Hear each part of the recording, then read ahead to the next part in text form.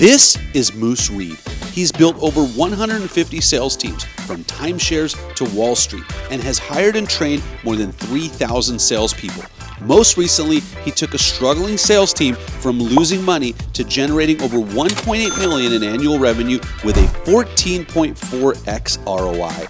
He's helped everyday people just like you and me hit massive goals with proven systems and repeatable playbooks. And here's the best part. Anyone in any business can use what he teaches to explode your sales and revenue.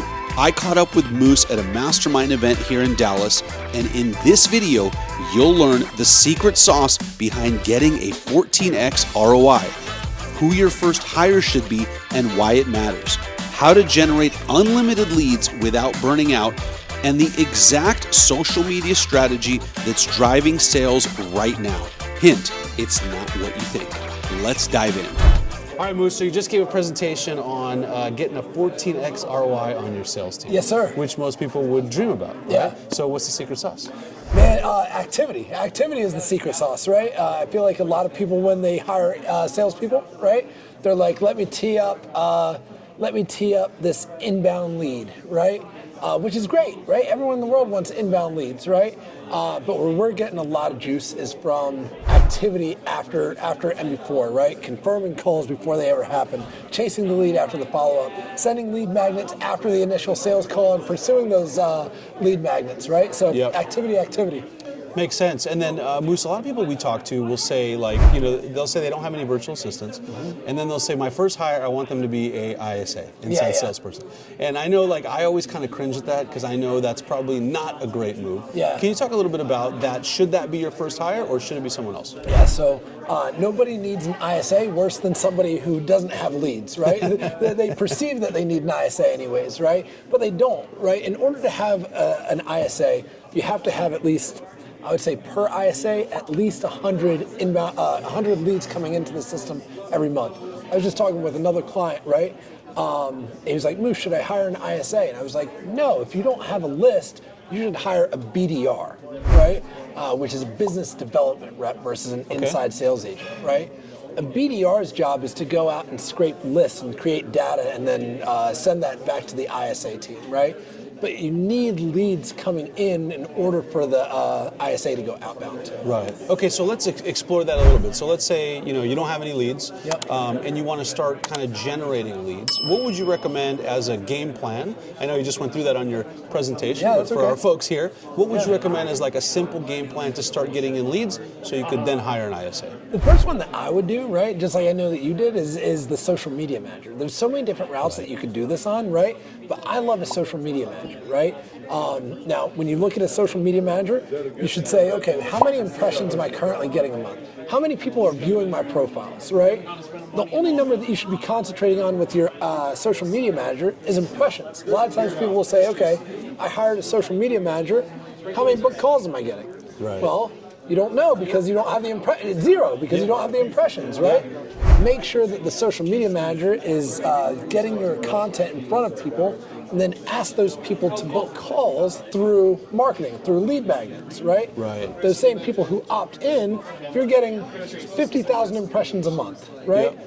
I can usually book a sales call for about every 1,000 impressions. Okay. Just by posting and staying consistent. Does that make sense? Yeah, that makes total sense. That's great. So social media manager starts posting content. Mm-hmm. You're tracking the impressions. Mm-hmm. I know you've talked about in the past, which I found very valuable, like you're posting for different purposes. Can you chat a little bit about that? If you're watching this and thinking, I would really love someone to just install this complete system in my business to make a 14x ROI, well, I've got great news for you. Here at All Star VAs, we can do just that. We can install a simple and cost-effective system with an inside salesperson, social media manager, even an executive assistant to do all of your emails and scheduling and voicemails and even some personal stuff for you. Whatever you need, we've got you covered at All Star VAs. All you have to do is book a consultation, click the link below, we'll jump on a call with our team, we'll see exactly what's right for you, and we'll get this all working for you in as little as 10 to 14 days. Now back to the video.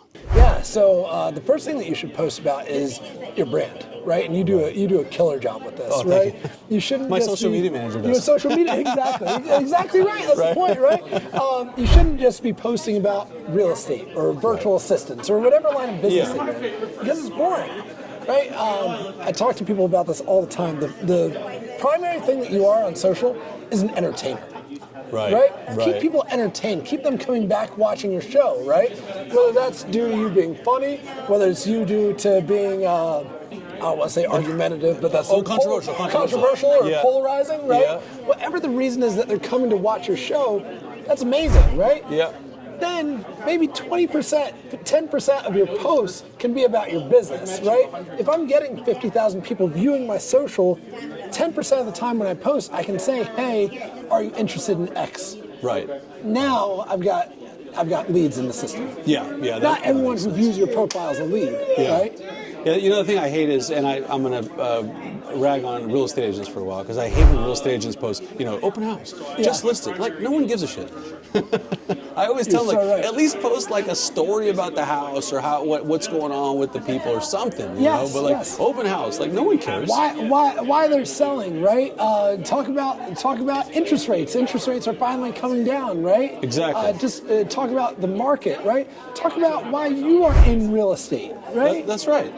Tell stories, right? Because stories sell. If you're just like, hey, I listed 123 Main Street, unless they're interested in 123 Main Street, they're not going to click on it. You know what I mean? Exactly. Yeah. So I love that plan that you've laid out, on how to post and the differences in posting. The other thing I was going to ask you about is, you laid out this model, the AIDA model, the other day, which I hadn't heard before. I know you said it was popular. But I love that. I thought that was unbelievable. I wrote an email to my database about it. So if you're not on my email list, click the link below and subscribe. But I wrote an email about it. Can you just very briefly kind of summarize that for us here? So AIDA, right? It's an old sales adage. If you've seen the movie Glengarry Glen Ross, right? Yeah. But you need attention. Coffee's for closers, baby. That's right. You need attention, you need interest, you need decision, and you need action, right? So great example that you just gave, right? If you're posting about 123 Main Street, which is a new listing, you are asking people to give you a decision, right? Before they interact with your content. That's like, hey, are you interested in this property? If so, reach out to me, right? It's like, well, we haven't even started the relationship. There's been no foreplay in there. You know what I mean, right? So let's create attention first. YouTube, don't strike that part, please. Sorry. No, I'm just kidding. Okay. Let's create attention first, right? Let's make posts about whatever we just talked about, our family, or being funny, or whatever, right? Gain their attention, right? And then through lead magnets, then we can start creating interest, right? Getting people to opt in and say, yes, I am in the market to sell or buy a house, or I'm looking for a property manager or whatever, right? Then you can present product, right? So once you're creating product, now you're asking for a decision, right? Exactly. Then you're presenting contract, which is action, right? Yeah. But so many people go straight into decision that they're losing opportunities. Yeah. You know what I mean? After you said that, I went back to like my posts, and I noticed how many times I would just ask people like, buy, without doing the first steps. And so that really like clarified things for me a lot. In fact, I made a post after that. It was like, hey, I just interviewed this guy, and he's a $250 million real estate agent, and he gave me like the number one tip.